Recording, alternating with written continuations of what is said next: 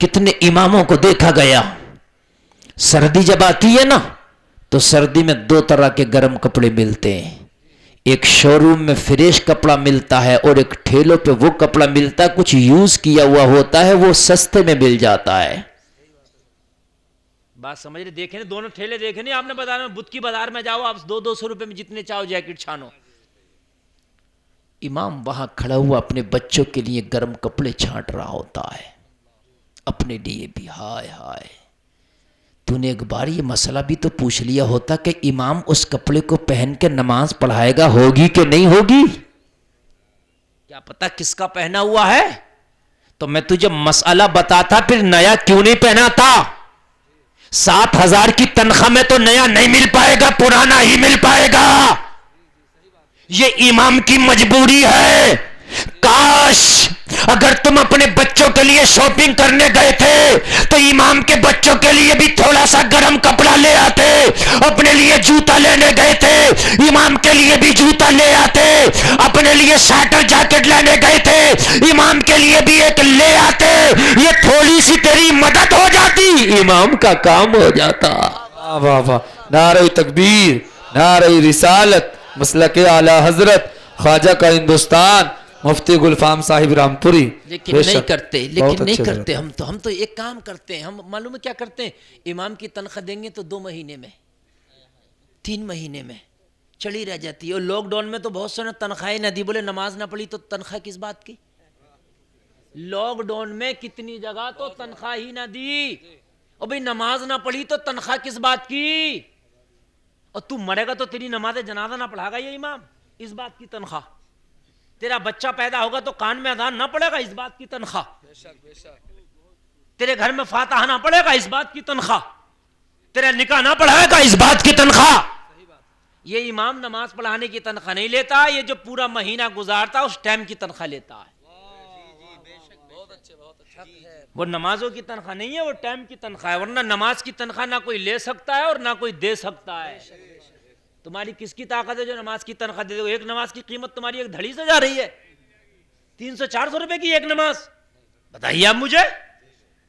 वो इमाम की तनख्वाह जो है उसकी टाइम की तनख्वाह है।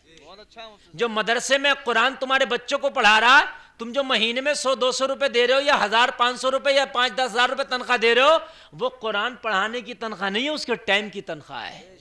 वरना जिसने कुरान पढ़ा दिया यार, कौन उसकी तनख्वाह दे सकता है? ओ मेरे भाइयों यार, इतना ख्याल किया करो। इमाम हिसाब लगा कर रखता, मेरी तनख्वाह आएगी ना तो मैं अपनी माँ की दवा दिलाऊंगा, मेरी तनख्वाह आएगी ना अपने बाप को एक जोड़ा गर्म कपड़ा दिलाऊंगा, मेरी तनख्वाह आएगी ना दूध का महीना दूंगा, मेरी तनख्वाह आएगी ना मैं अपने घर की बिजली का बिल दूंगा, मेरी तनख्वाह आएगी ना अपने घर का राशन भराऊंगा। और हम क्या करते हैं? उसकी तनख्वाह ही नहीं देते। अच्छा बताइए, अगर हम पे मुसीबत ना आए तो क्या हो? मुसीबतों के पहाड़ हम पे न टूटे तो क्या हो? अल्लाह हमसे नाराज ना हो तो क्या हो? आज हमारे ऊपर तबाहियां ना आए तो क्या हो? हम बर्बाद ना हो तो क्या हो? आज हम दुआएं करते कि या अल्लाह ये परेशानी दूर क्यों नहीं होती? अपने हाल को भी तो एक बार देख लिया होता कि ये परेशानी दूर हो क्यों नहीं रही है। एक बहुत बड़ा नेक बादशाह है, खलीफा हारून रशीद, बड़ा नेक है, बहुत नेक है। उसके जमाने में कहत पड़ गया, ऐसा कहत पड़ा कि लोगों को खाना मिलना मुश्किल हो गया, लोगों सब्जा उगना मुश्किल हो गया, फसलें मारी गई, बारिश नहीं हुई, तबाही आ गई। खलीफा ने अपने जितने भी गल्ले के गोदाम थे सबके दरवाजे खोल दिए, फ्री में गल्ला बांटना शुरू कर दिया। वो आज के बादशाहों की तरह नहीं था कि उनका खून चूस रहा है, वो कल का था, कहत पड़ा तो फ्री में बांटना शुरू कर दिया। लेकिन कहत बड़ा था, गोदाम खोल दिए, दरवाजे खोल दिए, उसके बावजूद भी गल्ला फ्री में दिया, कहत फिर भी ख़त्म ना हुआ, लोगों की भूखें फिर भी ख़त्म ना हुई, लोगों की परेशानियां फिर भी ख़त्म ना हुई। खलीफा के दरवाजे पे तांता लगा था, ओ खलीफा हमारे जानवर मर रहे हैं, ओ खलीफा हम भूख से मर रहे हैं, ओ खलीफा हम तकलीफ से मर रहे हैं, हमारी मदद कर। मदद कर। कहां तक मदद करे? जितने गोदाम थे खाली हो गए, गल्ला खत्म होना शुरू हो गया। कहत था खत्म होने का नाम नहीं लेता था, कहत था खत्म होने का नाम नहीं लेता था। टेंशन में नींद उड़ गई, रात को खलीफा को नींद नहीं आती, दिन में करार नहीं आता, रात का सुकून उड़ गया, दिन का करार उड़ गया। हारून रशीद ने अपने एक वजीर को लिया, वजीर को लेके बोला जंगल की तरफ सैर और तफरी के लिए निकलते हैं, मेरा दिमाग बहुत टेंशन में है, दिमाग फटा जा रहा है, रात को नींद नहीं आती, दिन में आने वाले साहिल मुझे तकलीफ देते हैं, उनकी भूख कहां से मिटाऊं, उनका कहत कहां से मिटाऊं, उनकी तकलीफें कहां से मिटाऊं। लोगों अपने वजीर का हाथ पकड़ा, हाथ पकड़ने के बाद सहरा में ले गया, जंगल में ले गया, सैर और तफरी कर रहा था, मगर जहन में वही चल रहा था, माइंड में वही चल रहा था, कहत कैसे दूर होगा, जनता की परेशानियां कैसे दूर होंगी, भूखों को खाना कैसे खिलाया जाएगा, ये फसलें कैसे दोबारा लहलहाने लगेंगी। अल्लाह अल्लाह, बड़ा परेशान था। अपने वजीर से बोला जहन बहुत टेंशन में है, मुझे कोई एक ऐसा किस्सा सुना दे, कोई ऐसी कहानी सुना दे, कोई ऐसी बात सुना दे, जहन की टेंशन दूर हो जाए, गम दूर हो जाए, दिल की तकलीफ दूर हो जाए, दिल का बोझ दूर हो जाए। वजीर पढ़ा लिखा था, काबिल इंसान था, होशियार था, वो चाहता था हारून रशीद की टेंशन दूर हो, हारून रशीद की परेशानी दूर हो, हारून रशीद की तकलीफ दूर हो। कहने लगा हुजूर अगर इजाजत हो, एक एक मेरे जहन में एक ऐसा किस्सा है, सुनाऊं तो शायद कुछ सुकून मिले। कहने लगा बैठ जा, बैठ करके मुझे पहले वो किस्सा सुना दे, जहन पर बोझ बहुत बड़ा है। कहने लगा हुजूर एक दफा का वाकया है, एक जंगल में एक बंदरिया ने सफर करना शुरू किया। वो सफर पे कहीं जाना चाहती थी, वो कहीं पर अपने जगह से मुंतकिल होकर दूसरी जगह जाना चाहती थी। उसका एक छोटा सा बच्चा था जो दूध पीता बच्चा था। बंदरी ने सोचा इस बच्चे को सफर पे अगर साथ लेके जाऊं, धूप भी है, तकलीफ भी है, भूख भी है, मेरा बच्चा कैसे तकलीफों को उठाएगा, मेरा बच्चा कैसे धूप को बर्दाश्त करेगा।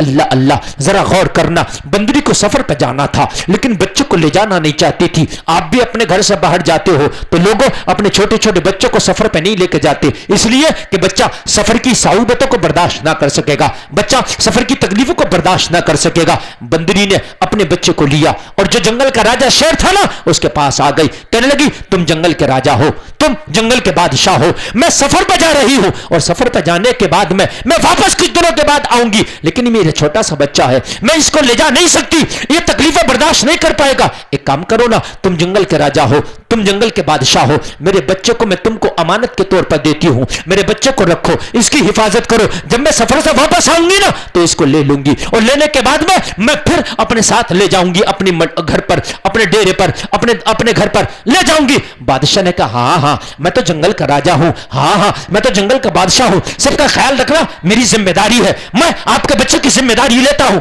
मैं आपके बच्चे के बारे में यकीन दिला सकता हूं। आप जब वापस आओगी आपका बच्चा ऐसे ही मिलेगा जैसे दे करके जाओगी। जलसे में आने वालों, वजीर ये सुना रहा है, हारून रशीद सुन रहा है, तवज्जो करना। कहने लगा बंदरी अपने बच्चे को छोड़कर शेर के पास चली गई। वो तो सफर पे गई, शेर ने बड़ी हिफाजत से उसको रखा। अगर शेर कहीं जाता तो उस बंदरी के बच्चे को अपने ऊपर बिठा लेता, ऊपर बिठाने के बाद पूरे जंगल की सैर और तफरी कराता, इसलिए कि मैं शेर हूं, इसलिए मैं जंगल का राजा हूं। अगर अमानत में खयानत हो गई तो बंदरी मुझसे हिसाब ले लेगी, अमानत में खयानत हो गई तो मेरी राजगिरी किस काम की, मेरी बादशाहत किस काम की। लोगों अपने कांधे पे बिठा बिठा के उसे घूमता था, अपनी मड़ी पे बैठता तो वहां पर उसको बिठाता, सामने बंदरी के बच्चे को रखता, बड़ी हिफाजत। जंगल के किसी भी जानवर में ताकत नहीं थी जो उसके ऊपर निगाह उठा के देखता, इसलिए कि जंगल का राजा उसकी हिफाजत कर रहा था,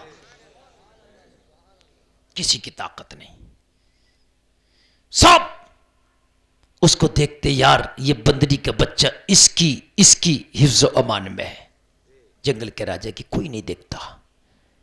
लेकिन एक दिन वो अपने पीठ पे बिठाकर, कांडे पे बिठाकर जंगल में सैर और तफरी कर रहा था शेर। ऊपर से बाज आया, बाज जानते हो ये चील जैसे एक जानवर होता है, आया और आने के बाद अपने पंजों में दबा के उचक के ले गया। अब शेर जंगल का राजा है लेकिन हवाओं का राजा नहीं है। अगर जमीनी कोई जानवर आता तो उसे फाड़ देता ये, अगर कोई जमीनी जानवर दरिंदा आता तो उसे फाड़ देता, لیکن جب باز اچک کے لے گیا تو شیر کیا 1.25 شیر بھی ہو تو کچھ نہیں کر سکتا.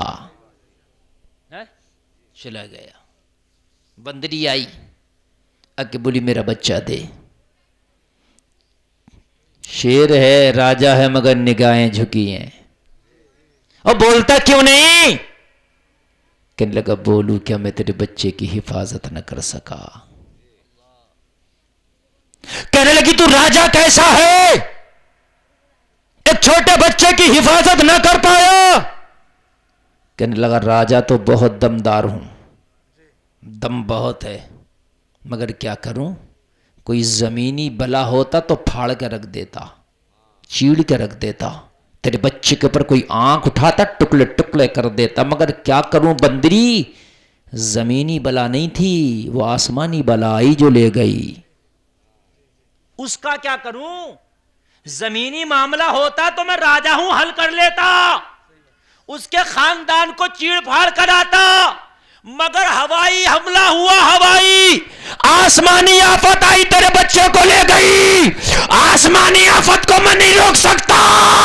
ہارون رشید کے وزیر نے کہا حضور یہ جو قحط پڑا ہے یہ زمینی آفت نہیں، اللہ کی طرف سے آسمان سے قحط نازل ہوا ہے. یہ زمینی بلا نہیں ہے، یہ آسمانی آفت ہے. حضور گودام کھولنے سے کام نہیں چلے گا، لوگوں کو پیسہ بانٹنے سے کام نہیں چلے گا.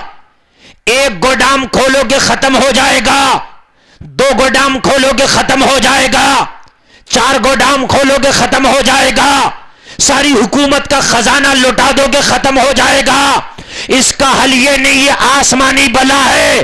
کہنے لگا پھر اس کا حل کیا ہے؟ کہنے لگا حضور جنگل سے چلو، سجدے میں سر رکھ کے اس رب کو منا لو.